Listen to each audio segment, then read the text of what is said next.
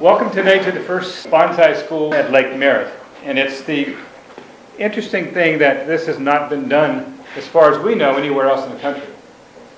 Bonsai's education has always been master to student, and that's the way it was done in Japan, that's the way it's translated over here. We have never really approached bonsai from the standpoint of a real educational institution like we have in this country, primarily in colleges.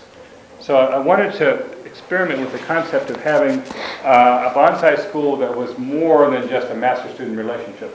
There's a lot of schools in this country, like Ryan has a school and Boone has a school, but those are really still master-student relationships. And they're taught from the standpoint of, what do I think, what do I do, and you do something because this is how I was taught to do it. I have a great story that I won't mention names, but I asked a bonsai master once, why do you put charcoal in the soil? I was thinking, well, it's got to have something to do with the nutrients for the roots and maybe how the water handles and stuff like that.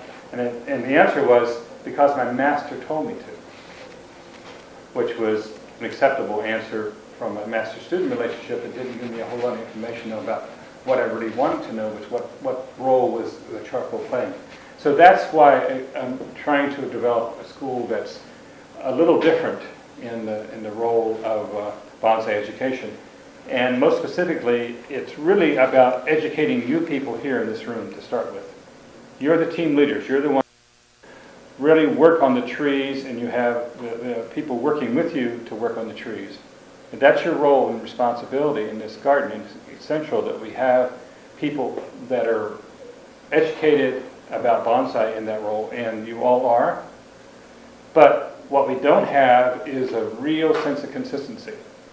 We don't have a set of best practices that we all follow.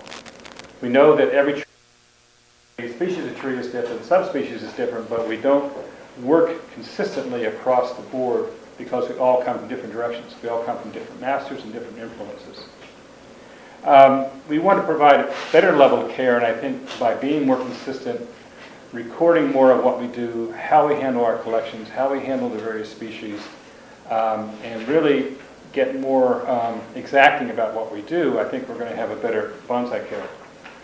And it's just really using this best practices in our work all the time, working with our people, have them use best practices, and then eventually, hopefully through this class, we'll create a bonsai best practices guide for the garden. This can be applied to other collections. It's not just for this garden, but it really helps to focus our attention on one set of trees in one place. Our school was more on the college model, and I really like to think of it as more of the Oxford University model, which means that people who are scholars in a particular area, they gather, they talk, they discuss, somebody leads the discussion, but then they get into sub-discussions, or they all have a roundtable discussion about what's going on, and come up with decisions on what are our best practices going to be. And it's a group decision. It's not just master down to students. It's really a group decision from everybody who's an expert in that area. And that's what I hope we can accomplish by our school. I think that we have the right people involved. I think we have the right mix of students and masters. I hope we do. And I think that you all see as we go closer over the next year, that will turn out to be that way. What is our plan is basically to educate the team leaders. The team leaders will then educate their team members. Their team members may eventually go through the school, may not, but it all depends on their particular interests and time. And then we're going to open the school more to the outside, because if we're going to be a center of bonsai display and education in this area, we have to be able to bring people in from other places. And I anticipate we'll have people from other gardens come. Like the Shenzhen will send people, I'm sure, in the Southern California. Huntington people will send people, and maybe from others across the country. But it helps to really stimulate our understanding, and we'll learn as much from them as they will if we do it right. And why are we doing research? Research is a key part of what this school is about, and the reason we're doing research is it's not being done. I mean, there's an awful lot of research being done on trees, but it's landscape trees, in the ground trees. And as far as I know, there's very little being done on research, pure research done about trees in pots. And it's a whole different world, as you know, between the tree in the ground and the tree in the pot. But we need to be able to really understand that, to research it. I think Rick does a certain amount of that. I've just seen what he does. You know, he's getting good results from it. But we need to make a much more concerted effort and have a consistency of learning from that. It's also about developing a scientific approach to what we do, because I think right now bonsai is an art and a science, but we tend to approach it more from the art side than the science side, at least most of us do. So I think it's important that we look at it from a scientific approach as well. I mean, not that we are going to put the art aside, but we really want to keep the science as at least a full partner in this component of how we take care of bonsais and create bonsais. And then really enable us to determine what kind of fertilizer is best, what kind of pesticides are best for our trees, how do we really handle our trees, what's the water component look like. Right now we do blanket watering, everything in the garden basically gets the same water treatment. And we know that's not right, but that's what we have to deal with right now. So we need to look at what we're doing a little more scientifically. Students basically is develop good bonsai material throughout the year. We're going to give you some trees to work on. And they'll come from various places. Lonnie McCormick recently passed away, and he's left us some trees that we're going to work with. We also have some others we might pull aside and work on. The idea is to give you something to consistently work on. When you go to a workshop, you're working on one tree this time, and another tree the next time, and there's not a lot of consistency between what you're doing. This time we'd like to follow through with one tree or a couple of trees to really understand what's going on with that tree and follow it through the year. And then at the end of the year, we're going to sell them at the next auction.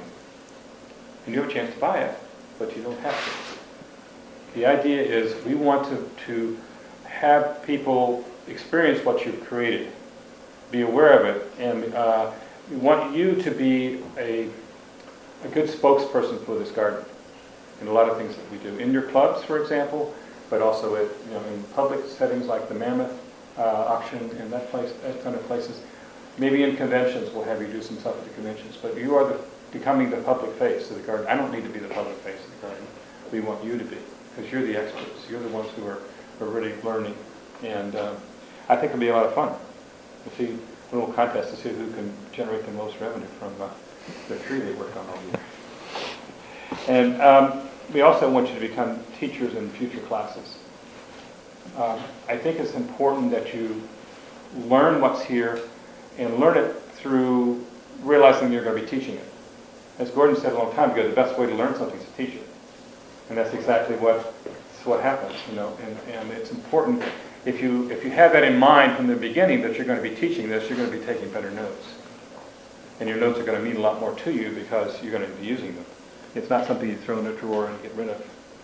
So who are our teachers today? Well, Kathy Shaner, curator. And she's certainly a great deal on the art side of things, which is great because it'll keep a balance between the art and science. And then we have Gordon Deeg, our garden master, who's a practicing educator in forensic science. So he should be our lead scientist. Anytime anybody has a question about anything, it goes to John. John's been at this a long time and has been credited by a number of bonsai masters as their first inspiration, their first teacher. So it's very important that we have John with us. And finally, Ryan Nichols. And I'm going to let Ryan talk about himself and explain to who he is and introduce himself. Basically, he's a professor now at Cal Poly Pomona. He's been a bonsai interest for a short period of time. A long period of time he's been interested in landscape and in design. And he's really brought the two together and became very intriguing when I first read about him in the Golden Statements about his interest in what goes on beneath the soil. He spent some time with Ryan Neal. The first time I got involved with, got intrigued by this whole thing about what happens under the soil, I had a tree in a workshop in 2010 at the convention in Santa Clara, and I worked in this workshop with Ryan, and he said, okay, well, I'll come back in another year or so and we'll repot this. So anybody in the class who wants to repot this? Well, the only person who really spoke up was David Durking. And Dave's a docent here now. And Dave got a hold of me and said, do you want to do this? I said, sure. He said, well, you got to do it in Oakland, but that's where Ryan's going to be. And Ryan was just like year 2 in the U.S., so he was just getting back and getting his feet wet. And I said, well, my son has a garage. Let's try that. So we did that, and I brought my tree, and Ryan was going to start working on it, but the first thing he started talking about was what goes on under the soil. You know, the molecular interchange of the various nutrients and the water and the, you know, all this stuff. I said, that's fascinating. You know, that's something that we need to understand, because I've never heard anybody talk about this before. You know, they always talk about what happens up here, and basically under the soil, you put the roots in, and you know, clean them out a little bit, and you know, wire them in and whatever. But nobody ever talks about really what goes on down there. You know, and it's so it's fascinating to me that somebody's actually studying that, and it's even more fascinating that Ryan Nichols is coming today to talk about how that really works. And maybe he'll get into a concept he mentioned, which is he believes in form follows function. Form follows function is a concept developed by Frank Lloyd Wright in the Prairie School of Architecture back in the 20s and 30s. And I can see how it applies to architecture. Kathy and I were talking about this morning. I don't quite understand how it applies to bonsai, so I hope he'll get into that as well. That's right. But I want to thank you all for coming. I think you're going to have a great time today and this year. All right. I think this is exciting because finally we're able to get together and everybody gets out and onto the same page. This garden is very important. I've been working with it since, well, while I was still in Japan. I'd come home for that short week, and there was always a meeting or something in the beginning. So it was about 90, maybe beginning of 91 when I really got involved. So I've been with it for a while. Not in the same way I am now, but it was important back then, and it's going to be important when I'm gone, which is the next point. A lot of us are starting to reach that age where we're thinking about what's going to happen when we're gone, who's going to take over. And it is truly the most important thing we do is to find that next generation, that next young generation that can take it for as many years as we've been going at it, that can come in here for another 20 years beyond us. And hopefully during our time, because I'd like to see them working and see the excitement that they have, that we also have had, and still continue to have every day we come in, as well as the little bitterness once in a while, but that makes the good points better. But getting that and carrying it on is really a chore. The garden changes, it's morphed a lot, just the physical garden part has changed since we started it. And it's going to continue to change, and it has to be allowed to change. So we've got to form something that is not rigid, so rigid that you can't bounce out. I do disagree with something you said, that the masters, you do what your master says, and sometimes I use that as a just get off my back, I'm busy right now. Okay. So, but yeah, I just put it in because he does, right? But it's one of these things where when we're working on something, to pass it on generally to everybody is good. But in Japan, you did learn a very regimented way, but your teacher, after you're gone, if he was really good, he told you, you will change. As you start to study and you see how things work in your country, on your plants, different climates, you're going to be able to change, and you need to change. And he's always coming up with something. By the way, this is something new to do. It works. And so they're not all rigid. Rigid sometimes comes from not understanding and not wanting to understand. Comfort in your own zone and not going beyond that. I don't want anyone comforted in their own zone. The minute you think you know it all, you better step back and take another look and talk to someone else in the group. That's what we should be here for, to talk to each other and generate that. I really think that's a great part of what's going to happen. So, why are we all here today? To continue the process, to build it, to make this garden what people say the best garden. I want it really to be the best garden. Not because I want something to say, haha, we're better than you are, but a place that people can come and truly see what bonsai is all about. It's about community. It's about caring. It's about love of the nature around us. It's not just about beautiful bonsai. Because without the other, you will not have beautiful bonsai. You'll become what people that are just interested in one little dimension become, very self-centered. And that's not what bonsai is about. So I want everyone to really open up. And I know we're all stretched for time. Some of us are retired. But the problem is when you're retired, you have less time. Because everybody wants your help then. So it really, if you're working, if you're retired, it doesn't matter. If we can just get together once in a while, and this format should help us do that, because now we have to be here and join hands and really work at it. So I'm looking forward to all this, and Joe's a much better talker than I am, so I'm going to let him continue. I'm totally excited about Brian being here. I really am. This is just a blessing. Thank you.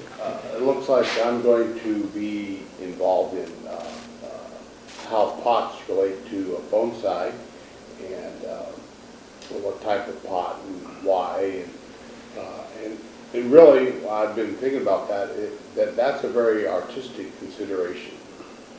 Pots.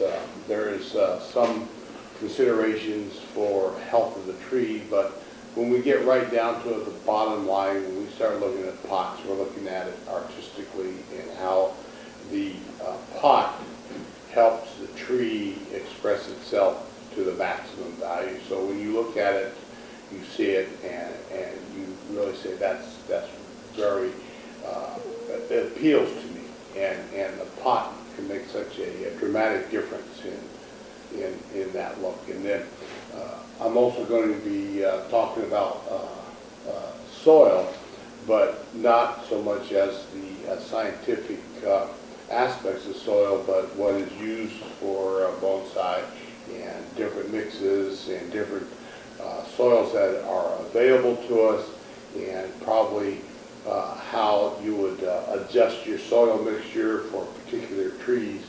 And then thirdly, we'll be talking about repotting. And this is something when I spent time over in Japan, I wasn't on a steady diet like Kathy was for 5 years, but I went over there about 8 times and worked with Mitsuya, and a large part of that time was spent during repotting season. That's their busiest season, and that's when they really need the most work. And watching Mitsuya repot a tree, every time I watched him do it, which was hundreds of times, I was always marveled at how exact and how precise everything had to be, and all the steps that he took to ensure that the tree was placed in the pot correctly, that the right soil mixture was done, that it was put in the pot right, that the soil amendments that he added were proper for that particular tree, that the tree was tied down properly, and it's a process that we don't follow here in the United States nearly as well as we do. And one of the problems is we get in a hurry. We're in a rush, and we want to get done because we have either somewhere to go, or we have to have another tree done, and so we have a tendency to cut corners. And we have to get away from that and really work and develop our repotting down to a precise science and art form that works well for the tree and for the artistic look for it. So that's what I'm involved in. And when we have problems, if I don't know what the answer is, I go to either Kathy or Gordon, who's here, and I also go to the folders that we have, all the files that we have on each tree, see what was done before and what's going on. This is why we have to keep careful notes so that we know what is going on and who did it and when and why. That is, I think, vital to the trees in this garden, that we keep a really good record of all what's going on. Every tree is different, even if it's the same kind of tree. They all are individuals just like people. And you have to handle them the right way, by water, feeding, pruning, pinching, wiring, shaping, but at the right time. That's very important, that we don't do things at a time or start repotting in May, you know. Anyway, I consider myself a go-for. And if people come to me and the problem is easy, I may be able to solve it. If I can't solve it, I'll find out how to solve it and then tell different people what to do.